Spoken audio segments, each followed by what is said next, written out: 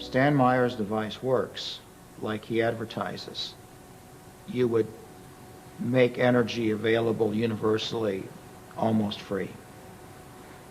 That is a major, major, major impact.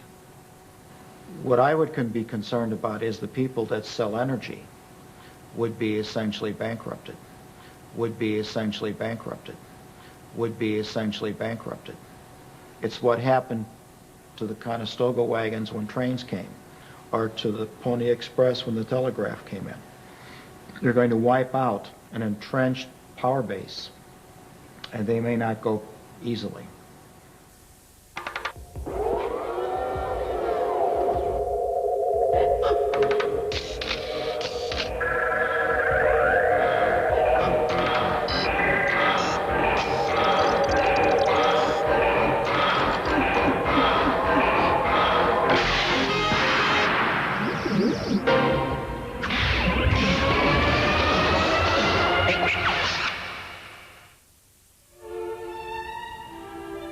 I think there's a strong possibility that we're at a turning point in history, a complete revolution in human affairs, with the discovery of totally new energy sources. Many people are skeptical of this, but I think we may be going through the 4 stages involved in any revolutionary development. 1, it's nonsense, don't waste my time. 2, oh, it's interesting but not important. 3, I always said it was a good idea. And 4, I thought of it first.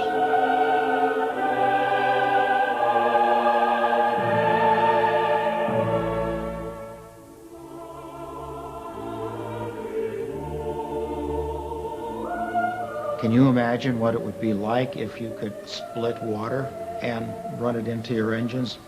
You could put water in your fuel tank to fly airplanes, power stations. Ordinarily, we look at water to drink and to wash our clothes. And today, you have to look at water as a fantastic new fuel source.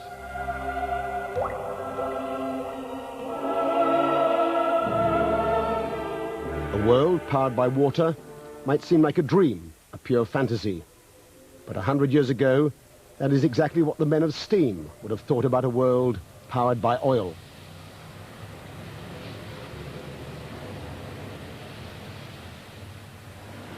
Back in the mid-1980s, I was working on a system, putting in some controls, when a boiler feed line like this began to have a water hammer, a vibrational problem. And I noticed the pipe changed temperature. And I thought, well, what would happen if we could harness this energy in a non-combustible source? That led to the invention of the hydrosonic pump. Turned out to be my first invention. I'd never invented anything before.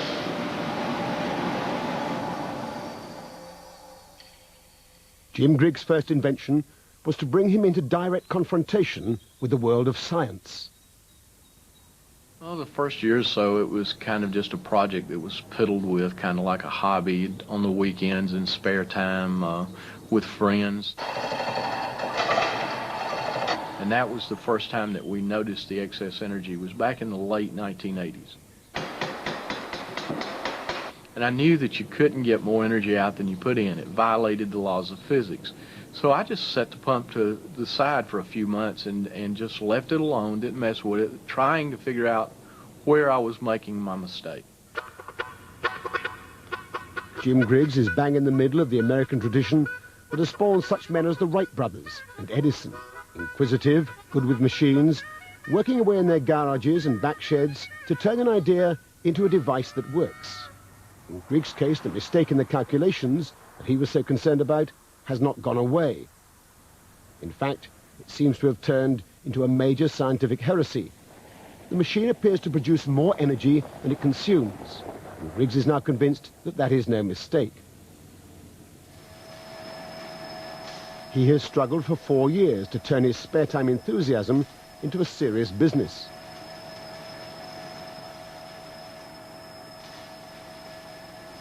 What he has tried to do is to capture the intriguing effect he'd noticed in that vibrating boiler pipe and use it to create a totally new water heater, one that works without any heat source. His company now produces what amounts to a well-engineered water hammer. It thumps and smashes the water fed into it and raises the temperature to boiling point or to steam in a matter of seconds to replace household or industrial boilers. Now, they happen to call these machines pumps. What we have is a hydrosonic pump that has a rotor located inside. It's a cylinder that has holes bored in it at specific angles and depths, ranging from a few hundred holes up to a few thousand, depending on whether we're going to make hot water or steam. The key to the machine seems to be the number and the design of the holes in the rotor. Briggs has experimented with many different combinations to get the best results. The rotor fits tightly into a steel chamber with only a very small gap between the two. Water is fed into the gap, and the rotor is spun rapidly by a small electric motor. As it spins, the water is pummeled and hammered through the holes. In seconds, it flows out of the cylinder as hot water or steam. What's so extraordinary about such an ordinary-looking machine is the claim that it is more than 100% efficient. More energy has been measured coming out in the form of heat or steam than the electrical energy needed to turn the rotor. The term for this is over-unity. Scientifically, this is supposed to be impossible because it overturns the fundamental law of conservation of energy, and yet external observers claim to have measured here up to 70% more energy out than in. It continues to bother me as something every day you get up and you look to say, well, maybe today I'll find where I made my mistake in my calculations and this will be explained. Or a scientist will come up with a theory that will fit what we're doing and explain it.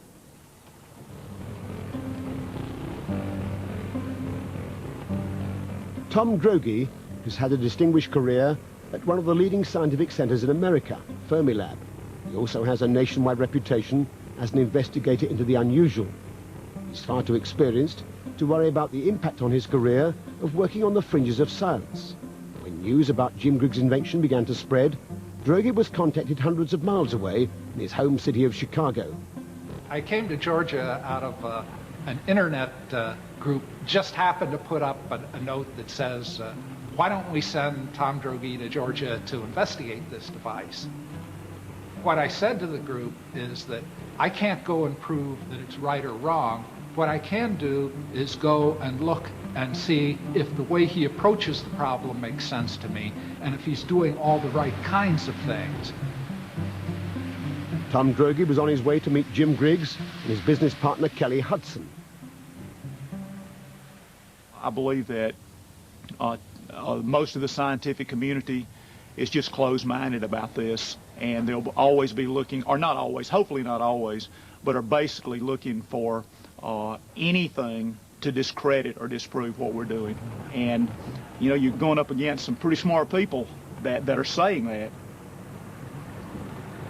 Well, I really don't expect to find anything positive here.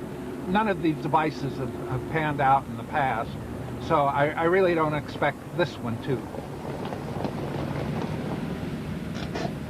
Hi, I'm Tom Droege. Jim Griggs. Hi, Jim. Good to meet you.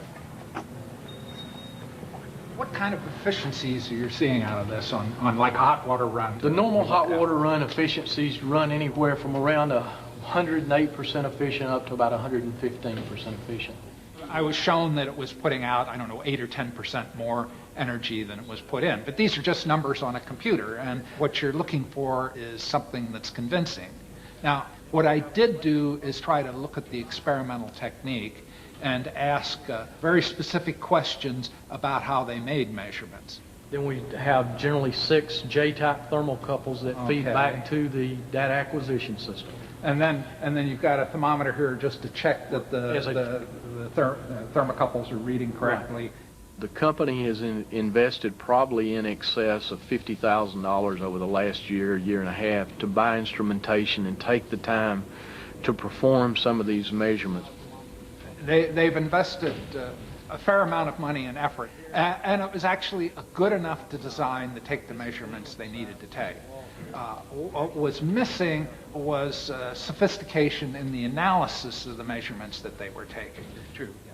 Tom's comments to us were that we were not a scientific laboratory, that we did not keep consistent log books, things that would be just acceptable, you know, a nice acceptable laboratory procedure, in the scientific community, but our answer to that has been we're the first ones to tell you we are not scientists. That is not our job. One either plays the inventor game or you play the science game. If you're playing the inventor game, then you keep everything completely secret and you just sell your excess energy.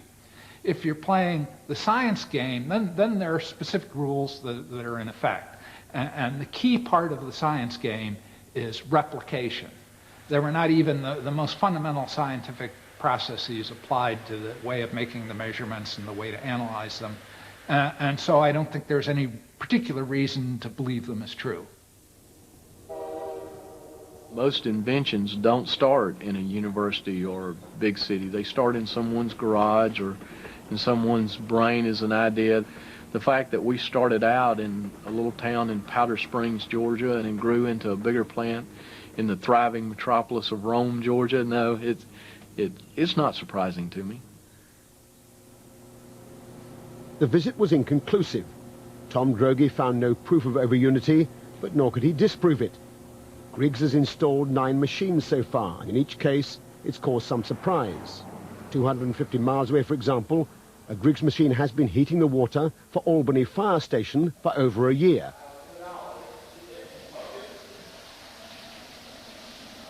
Right after our initial installation, we measured the output with Jim's team, representatives from a local university, one of our local power companies, and we were all astounded with the output. Our measurements indicated that the system was more than 100% efficient, which is very hard to believe. The average engineer would say baloney. But our measuring devices were certified, and you know, until someone comes along and proves us different, we will say that it is more than 100% efficient.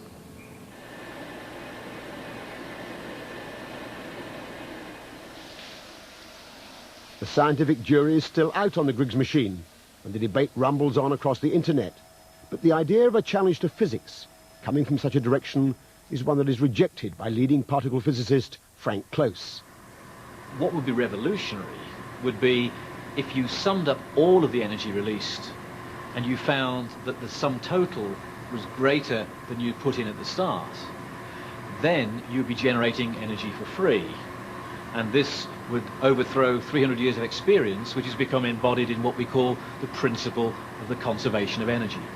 You can change energy from one form to another, but the sum total always balances. Science guys don't like non-science guys inventing things. And it's discredited almost immediately. Whether you talk about the high priests in Egypt or you talk about the monks that had the monasteries in the Black Plague, they were the caretakers of knowledge. And I think the caretakers of knowledge look with disdain on commoners who think they have knowledge. The fact is that Jim Griggs and his machine are by no means alone. Not only in America, but in both Russia and Japan, for example, there are reports of machines that seem to tap an unexplained source of energy. They don't all involve water, but they do all seem to produce more energy than they use. What's more, this is by no means a modern phenomenon. The debate goes back at least to the turn of the century. Today, Nikola Tesla is almost unknown. 100 years ago, he was regarded as one of the most prolific and inventive engineers the world has ever known. At a time when Edison was persuading great cities like New York and London to install costly and inefficient direct current generating stations, Tesla, backed only by Westinghouse and defying all critics, invented the system for the vastly more efficient alternating current, which now powers the entire modern world. Famous Tesla coil, he was able to produce hitherto undreamed of voltages. Tesla had a vision of what he called a universal energy field, which he believed would eventually be tapped. He wrote, "Throughout space there is energy. It is a mere question of time when men will succeed in attaching their machinery to the very wheelwork of nature." Unfortunately, his extreme love of showmanship, demonstrated in these photographs, didn't help his cause. But he persuaded the power company Westinghouse to build him a power station devoted entirely to his laboratory. Here he built the biggest coil he'd ever constructed and set to work to tap the universal energy field. He experimented with power levels and frequencies that had never been approached before. Several million volts, pulsing at 50,000 cycles per second. This was big science, difficult to reproduce even today. But Tesla was working in uncharted territories. As he wound the voltage and the frequencies up, there was a great and still unexplained surge of excess power created at the very heart of the machine. It was so powerful, it flowed back up the cables, overriding the safety circuits. The entire power station was burned out. And it turned out to be the beginning of the end for Tesla. His reputation never recovered. He spent the last 20 years of his life in relative obscurity. Even today, his experiments remain only vaguely understood and largely ignored. The story leaps on to Moscow in 1980. A physicist named Alexander Chernetsky was working along similar lines to Tesla, although on a laboratory scale. In addition to his measurements, he had a crude system of light bulbs to indicate power output. Under certain conditions, with high voltages and high pulse rates, he stumbled upon a startling effect. He writes of a surge of power at the heart of the apparatus and a sharp increase in power output. Over a period of 4 years, his research indicated that this apparatus could generate 5 times the power it consumed. Few of the scientific establishment in Russia or elsewhere took his claims seriously, but one top physicist from the West, interested in fringe science, did go to see Chernetsky in 1991. We went to see his device. It was a very sort of dramatic demonstration. I was impressed. I went home at the first night in Moscow and didn't sleep very much trying to figure out how this thing could be working, whether it was a trick, what principles could truly be involved. Chernetsky's papers talk of tapping the energy of the vacuum, language very reminiscent of Tesla. And a report published by the Russian news agency Novosti describes some of the extraordinary potential implications of his research, not least a new and non-polluting power-generating industry. Stimulated by what he'd seen, Puthoff finalized arrangements for Chernetsky to continue his work in the US. The Russian died suddenly in 1992, and no one has taken up his research. The work of Tesla, Chernetsky, Jim Griggs and others has been largely ignored by the scientific establishment, almost certainly because it poses too big a threat to reputations and research grants to dabble with such revolutionary stuff. But that is now changing. The freedom of the internet has begun to break the stranglehold of an establishment dominated by peer review. And as more of these devices have come to light, 1 or 2 mainstream scientists have begun to tackle the issues. One possible explanation for these startling results does lie within the current laws of science. It's a concept known as zero-point energy. Physicists know that we're immersed in something called zero-point energy. It has the name zero point. We give it that name because even if we were to cool this entire room down to absolute zero in terms of its temperature, that energy would still remain. It might be surprising to think that at absolute zero everything would freeze out and there would be any energy left, but in fact that's the case. Andrei Sakharov, the Soviet physicist, argued that we should regard all matter as floating in a universal sea of energy. And modern physics tells us that the space between the stars and the space between the particles which make up matter are filled with vast amounts of fluctuating energy, fluctuations which are fundamental to our view of the fabric of nature. So if we think of an atom with its nucleus and its orbiting electrons, modern physics tells us that there is a basic fuzziness about the energy levels of the electrons, rather like an out-of-focus photograph. We cannot tell both the position and the speed at the same time. Moreover, the random fluctuations in energy levels can be intense enough to spring pairs of particles spontaneously from the vacuum, only to disappear again. Energy into matter and back into energy again, as Einstein taught us. This is one of the most extraordinary manifestations of zero-point energy. But just how much of this energy is there? Can it ever be tapped? It turns out this energy is quite intense. Nobel laureate Feynman, one of Einstein's protégés, Wheeler, loved to comment on how intense this energy is. The way Wheeler puts it is there's enough energy in the volume of a coffee cup, in fact more than enough, to evaporate all the world's oceans. The potential of this is vast. You could go all the way from having a replacement never say die battery for your electric toothbrush, all the way up to powering aircraft carriers and spaceships.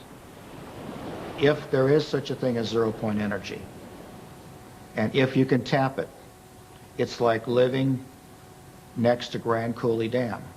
If you know how to drill a hole through the dam and use the water pressure that comes out, it's there for you to use. Good Tesla or Chernetsky or even Big Jim Griggs from Georgia have chanced across the key that unlocks not only this unfathomable sea of energy, but also some of the mysteries of the universe. Zero-point energy has been called the possible Rosetta Stone of physics. What the Rosetta Stone allowed you to do is translate from one language to another language that you've never seen before, because one of them you recognized. We have several different laws that attempt to describe the universe. There is no unified theory. There's three separate theories.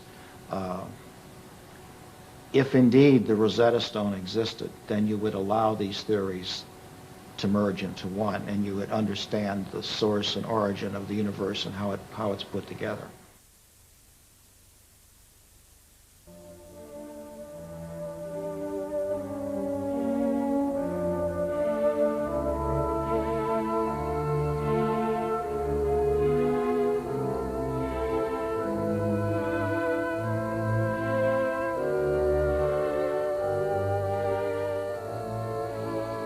Well, it was during the oil embargo of the United States. It alarmed me that a little country over in the Far East could actually cripple the United States. And realizing that the entire industrial base of the United States and the world is based on the supply and the utilization of energy, it became imperative that we must try to bring in an alternate fuel source and do it very quickly. Of course, I thought originally with the right type of funding, we could possibly get it in within 6 months. But reality shows that the 12 to 15 years was more correct in this projection. Back in the 70s, Stan Meyer set out single-handedly to solve America's energy problems. He decided to do it using water, the world's most abundant storehouse of hydrogen, which is a far more powerful fuel than oil. For 15 years, Meyer has been fighting to get his inventions taken seriously. Most inventors have to be a loner. You have to be somewhat thick-skinned and don't rely on other people to support you, because they will not. More times than not, an invention is really stolen from the inventors. Even in my prior development of high technology, I've had patents taken from me. I learned from the School of Hard Knocks to be very cautious. Meyer has always stood out against the crowd. He has no formal qualifications as a scientist because he didn't wait to graduate from high school, leaving early to go straight into research at the high-powered Battelle Institute in his native Ohio. Now he works full-time as a private inventor. He's built a device with potentially revolutionary implications. There is nothing startling about a machine that can extract the hydrogen from water. What is highly unusual is that it should do so with ordinary tap water. The conventional method is called electrolysis. Meyer has turned that process on its head. Unlike electrolysis, his device doesn't use up large amounts of electric current, nor does it produce an enormous amount of waste heat. For 20 years, he has been refining a method to fracture water, which produces vast amounts of hydrogen on demand. This is not his latest apparatus. He was unwilling to let us point a camera at that. This is the simple device he used to convince a reluctant patent office that his revolutionary concept actually works. Alloy rods, acting as electrodes, are housed in a perspex container that's filled with water. Normal mains voltage is fed in through a transformer, but critically, there is virtually no current consumed, less than ½ an amp. The result is dramatic. Hydrogen pours off with the flick of a switch. Meyer claims the key is his electronics, which pulses electricity rapidly across the rods at up to 20,000 cycles per second. In a way that's not readily apparent, this process transforms the equation. Whereas in conventional electrolysis, 3 times as much energy is consumed as is produced in the form of hydrogen fuel, in Meyer's apparatus, the reverse is true. It appears to produce several 100% more energy than it consumes. Stan has something that's characteristic of the people that sound like they've done something to tap zero-point energy. Has high frequency, high voltage, and there's a combination of the two at which something occurs. With Chernetsky in Russia, it was what he called a self-sustaining discharge. The tube would run by itself. When Stan gets this effect, the amount of hydrogen and oxygen that are emitted off these two electrodes is a step function. It almost boils the water. If I did this with standard electrochemicals, I need current, and the water should rise a degree every couple of seconds. With Stan's, it'll run for a half hour, and the water temperature hasn't changed. Something's different. Meyer demonstrates this repeatedly without any difficulty, and yet on the face of it, it represents an extraordinary revolution. His measurements over the years suggest 1,700% greater efficiency than conventional electrolysis. And if he's to be believed, he's getting much better results from his latest, still secret invention. Well, I first got involved with Stanley Meyer when I went over there with a couple of colleagues to look at his water-splitting device. And so we arrived at Stanley Meyer. He had a demonstration cell. We filled it with tap water. In fact, I did that myself. And he switched it on, and almost instantly there were 3 jaws dropped because of the rate at which the gas poured off. It was quite spectacular. Whatever energy source Stan Meyer had tapped, it was not explicable by the electric power that was going into it. So something was powering it outside of conventional wisdom. There is no question that the gas coming off in such abundance is hydrogen. Meyer ignites it to produce a high-temperature flame able to cut through metal. Stanley Meyer has faced a lot of difficulties. He's 3 times tried to launch the device and produce press conferences, had the technical press round, but he's been almost universally slated. In the early days, very much so, they just ridiculed the whole idea. He's getting a little more notice now because some scientists are getting interested. But by and large, science is very intolerant, particularly modern science.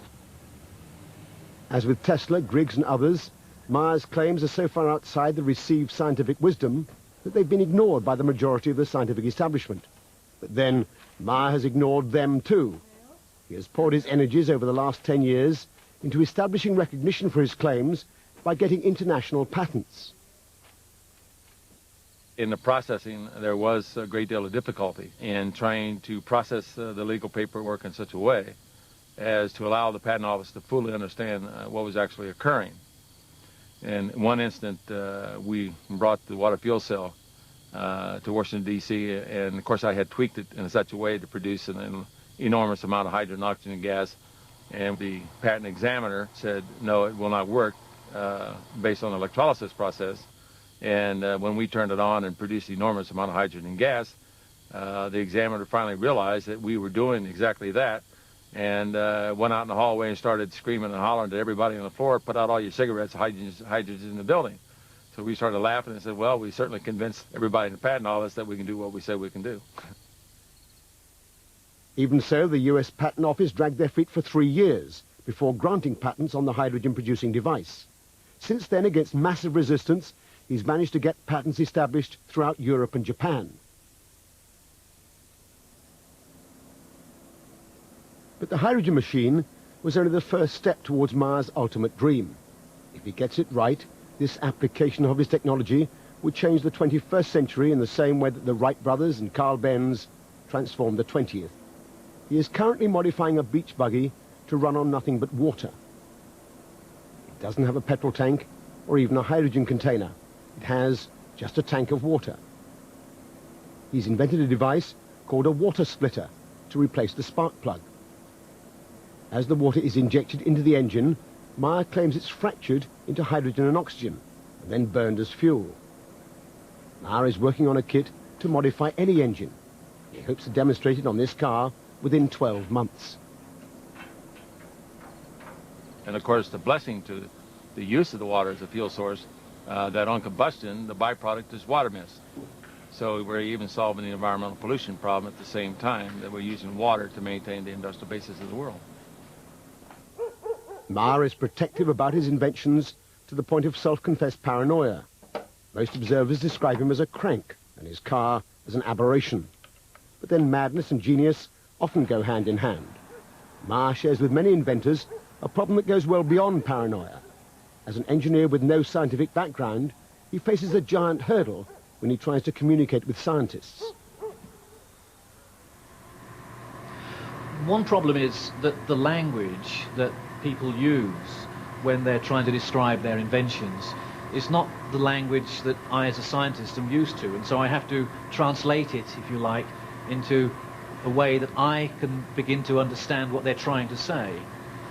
It might as well be written in Swahili for all of the sense that it initially makes, and so I'm not particularly inspired to put a lot more effort in the hope that the pearl of wisdom will reveal itself to me. At a certain point you hit a law of diminishing returns. It isn't just a question of the difficulties of communication. There is a profound barrier between scientists and inventors, and a strong reluctance on the part of most scientists to risk their reputations grappling with issues that don't have a clear scientific pedigree. Reluctance to look foolish inhibits a lot of people from looking at things. This is looked at as a pariah. You touch it, and it creates an image of you that you don't want your colleagues to see. At one extreme you might have things that are guaranteed to work but are not very interesting if they do, and at the other extreme things that are a real long shot but would be revolutionary. And so you have to try and weigh the balance and decide which side is more likely to be profitable for you. Then, having made some choices, you then have to ask yourself, and how do I actually go about doing this? Do I have to apply for funds to do it? And if I do, who will I be competing with? And what is the better chance that this will be supported or that? Because, at least in the big science area that I work, you can't just sort of come up with an idea on a Friday and expect to start the experiment on a Saturday. It takes many months, many years even, of preparation. But though the scientific establishment may have ignored the likes of Meyer, the powerful military-industrial complex certainly hasn't. Over the past 10 years, Meyer says he's been quietly approached by many influential organizations who would never admit publicly to their involvement with him. It is involved in deep space exploration, and it's also being developed quite highly in the military. Basically what occurred with water fuel cell was in the fact that once they understood was actually occurring, then under the U.S. national security mandate, I have no decision or power whether or not the military or NASA or the federal government will utilize the technology. They can utilize it in any way they so desire. NASA is using every method it can to regain some of its now fading glory. In the face of strong congressional resistance, the days of limitless budgets for space exploration have long since gone. As the champion of a new, environmentally friendly energy source, NASA would gain immense support. Your identification, please. Do you have your identification? As a former top scientist of the NASA spaceplane project, Professor Paul Ziss has an inside track on the workings of the agency. NASA has large centers. The center that's in charge of propulsion is NASA Lewis in Cleveland, Ohio. Can you imagine, instead of having a million-pound rocket has 900,000 pounds of fuel on board, an oxidizer. Can you imagine what it would be like if you could put a device on there that would split water and run it into your engines? No explosive compounds. Public confirmation of a contract from NASA would provide a resounding boost for Mars technology. Paul Ziss says it's only in a closed meeting that they confirm such an agreement. They're looking for new energy sources. I understand from the people that I've talked with that they have worked with Stan and tried to understand what he's done and given him a contract. I also understand with the bureaucracy in Washington and the congressional oversight as to why they would never admit it. Anyone that does that will be suspect, will be challenged, will be considered a threat.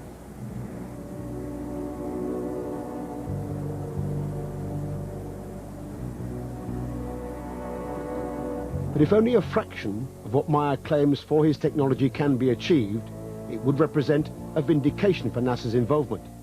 It would also be a powerful threat to many entrenched vested interests. If Stan Meyer's device works like he advertises, you would make energy available universally almost free. That is a major, major, major impact. When new technology comes in existence, there's a great resistance to it because it can affect a lot of economic factors. In this particular case, in the United States, we pay out roughly about $200 billion a year for foreign oil. It's quite obvious that the Arabs would pay $200 billion to try to keep this type of technology out of the economy. And many times over the last decade, I have been offered enormous amounts of money to simply sell out or to sit on it. The Arabs offered me well over $1 billion cold cash, simply to sit on and do absolutely nothing with it. My life has been threatened many times. Of course, I happen to believe in the power of angels. And if I don't believe in the power of angels, I don't believe I'll be around here too long. If the thing like Stan Meyer has works, every piston engine, every gas turbine in the world today, if it had its converter, could run on it. With a little invention, we could get standalone devices to run all over the world. I think it would be what I would be concerned about is the people that sell energy would be essentially bankrupted. It's what happened to the Conestoga wagons when trains came, or to the Pony Express when the telegraph came in. They're going to wipe out an entrenched power base, and they may not go easily.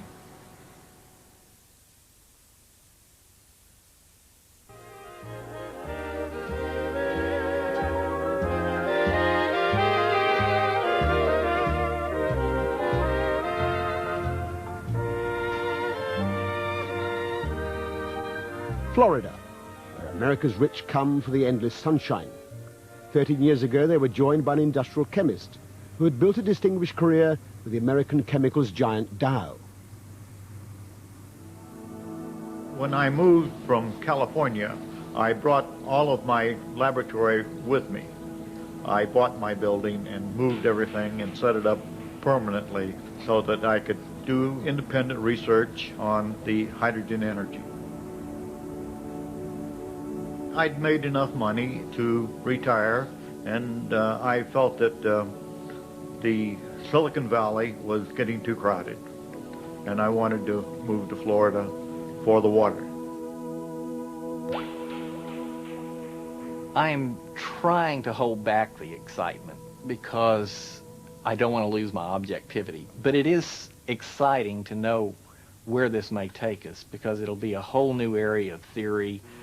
There's things we don't understand because there's something unique about it. When I was in school, we had to learn glass blowing and we had to learn welding because we had to make our own equipment. A typical scientist would, if they can't buy it out of a catalog, they won't use it, or they can't use it. I think there's some scientists that just will not go to the bench and try to verify or disprove what is proposed. They're too bullheaded to change. Dennis Cravens is a scientist who was prepared to advise on the problems of accurate measurement. I was basically skeptical before I saw the device. This area has been known of false claims, and when I first came to Patterson's lab, it was not exactly the state-of-the-art measurements.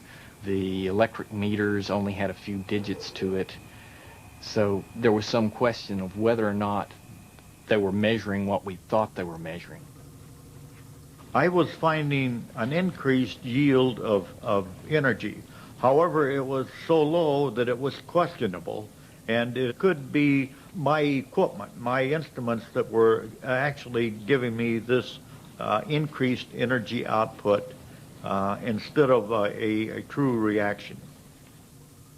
With figures so low and so hard to verify, Patterson had actually abandoned his research for over 6 years.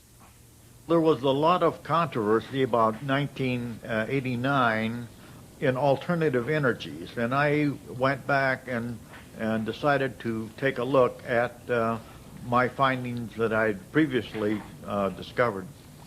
I have a continuous record of scientific development since 1949. When I went back to my records with a fresh eye, I found that I was producing excess energy, but at a very low level. Working on a small scale, Patterson set to work to see if he could improve the performance of the heat-generating cell he'd recorded in his notebooks 6 years earlier. His key component is the catalyst, in the form of hundreds of tiny beads. The most crucial element is the thin metal-coated beads, made up of nickel, palladium, nickel. Patterson holds the patent for the unique structure of the beads. Microscopic corrugations in the surface provide the largest possible reactive area. There are 1,300 of these beads in the prototype cell. Like so many inventors, Patterson works entirely by trial and error. He modifies one variable after another to achieve better results. But he's not entirely sure which aspects of the design have the greatest effects. The beads are packed into a narrow cylinder, and the electrolyte, distilled water plus 1% lithium sulfate, is pumped into the chamber, while a low voltage is pulsed across the metal beads. As oxygen and hydrogen are given off, a reaction that's not visible to the naked eye seems to take place on or near the surface of the beads. It produces totally unexpected amounts of heat. Their calculations indicate that the cell is producing many times the energy it consumes. No one can yet explain this anomaly. Well, the interesting thing about the Patterson device is it involves water, but it doesn't split the water in the same way that Stanley Meyer's device does. It simply uses it as a medium, and it generates a lot of excess heat. In his case, a lot of excess heat. The figures he's now quoting are really very, very high indeed. Exactly what is going on isn't clear, but recently they've begun pulsing the water medium inside the device, and this is why they're getting much better results. And throughout a lot of these devices, you have this high pulse voltage as a kind of theme running through it. The Patterson cell has had several public demonstrations. There is, of course, a very considerable controversy over the figures. At present, the only thing that all scientists agree on is that there isn't a current scientific theory that explains the extraordinary amount of excess energy. We wanted a more conservative interpretation of the numbers, the most conservative we could, and see if there's still something there. Before, we were seeing measurements of just 30% more heat out than electrical energy in. After we improved it and tightened up things, we have gotten tens of times out as in. This is an area of physics that especially seems to draw amateurs to, and or low-tech labs, and so therefore they don't have a lot of money to spend on the apparatus. But the first things put together by some maverick in his garage are probably going to be pretty low-tech and pretty crude. But that's okay. I mean, the first observations of radioactivity or whatever were really quite crude. Actually, if you look at the history of invention, most often breakthroughs were found by mavericks working outside their field. But however innovative they are, the inventors don't have either the knowledge or the resources to validate their results. That's the role that science is best equipped to fill. But an essential problem is how to get the scientific community involved in an area that challenges the received wisdom and which poses a real threat to reputations. Most of the inventors of this kind of device cannot get their devices to work in a reproducible way, largely because they don't know how they operate. So each time they run their device, it produces different figures. They're all, in many cases, well over unity, and so they're pretty crazy anyway. And scientists coming along and looking at them will say, oh dear, this is a device, it's different every time it runs, there's no control over it. You can't do some work on this. And this is a shame, because scientists should be curious. If I draw an analogy with research being like trying to beat a path through the jungle, and what we're trying to do is to make the path bigger so we can get to the truth more easily, and then along comes some guru who says, no, the true path is over there somewhere. Now, in that circumstance, what do? You've got this huge undergrowth all around. You can see nothing. You just have the word of the guru to follow. It's a judgment that you have to make. If the guru is right, and you follow through the jungle and find this huge highway, then it's the Nobel Prize in revolutionary discoveries. On the other hand, if the guru is wrong, then you're as good as dead. maybe literally in that particular example.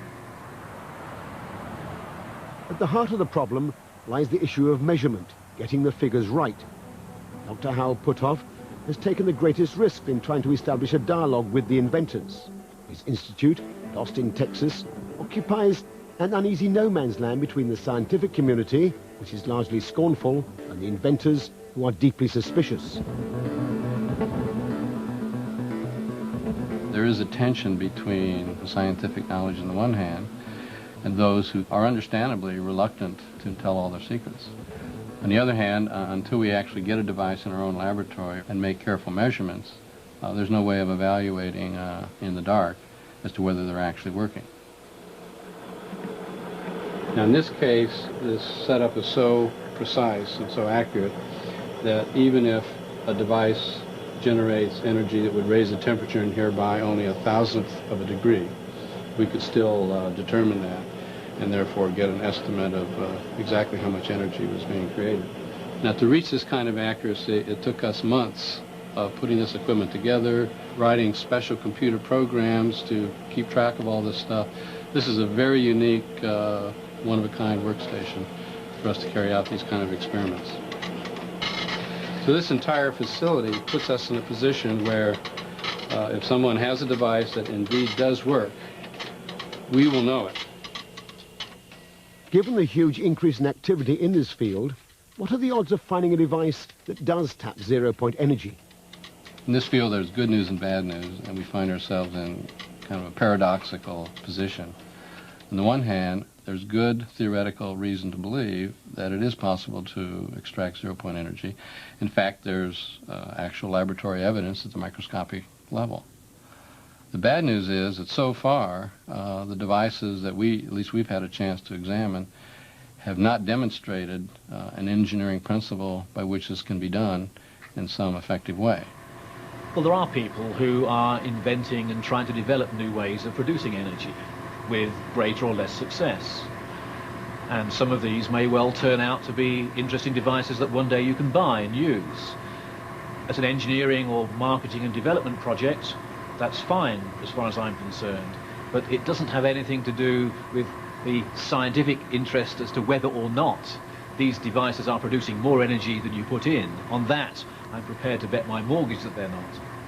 Our expectation is that probably within 2 or 3 years, we'll see a demonstration of the device, a robust demonstration, which shows that there is some excess energy being generated by a process that's like extraction of zero-point energy. Whether zero-point energy or something else is the explanation, major revolutions seem to have a habit of arising from the most unexpected quarters. Carl Benz invented the car in his garden shed. The Wright brothers were bicycle makers from Ohio. They transformed the 20th century. Is it possible that one of these men could do something similar? Not only transform our way of life, but split the world of physics wide open. I think we're at a similar cusp point today as has occurred a number of times in physics, where you have a certain period in which things kind of come together and you think you've got the answers. And then there's just a little crack here and there, but you don't think it's going to bother you. But then pretty soon you realize, oh, there's a whole new thing here we've got to deal with. And once again, people are suddenly going off in new directions, string theory, zero-point energy theory. I think we're at a cusp point again, where the physics that develop out of the next 20 years is going to be very revolutionary. And it's difficult to say what to expect. But on the other hand, that makes it a very exciting time in physics. Revolutions, of course, take many decades to be established. But those who believe that we are on the cusp of a major revolution, both in energy production and in scientific thinking, are already considering some of the key implications, both positive and negative. There's an interesting philosophical question, is that when we had bows and arrows, the impact we could do on the rest of the world is rather limited. With nuclear energy, we have a source of energy that can destroy us. Zero-point energy could annihilate us. I think it's increasingly dependent that we understand how to control ourselves and the energy.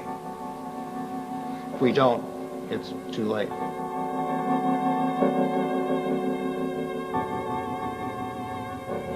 If these new and limitless energy sources are for real, this is going to change every aspect of human life. It will be the end of the fossil fuel age. No more pollution, no more smog, no more oil spills, because we won't be shipping millions of tons of oil around the world. In fact, it's hard to see any disadvantage. But I can think of one. If we have unlimited amounts of free energy, where's that going to go? Energy always degrades eventually into heat. So if we all have thousands of kilowatts to play with, the Earth may heat up and eventually become as hot as Venus.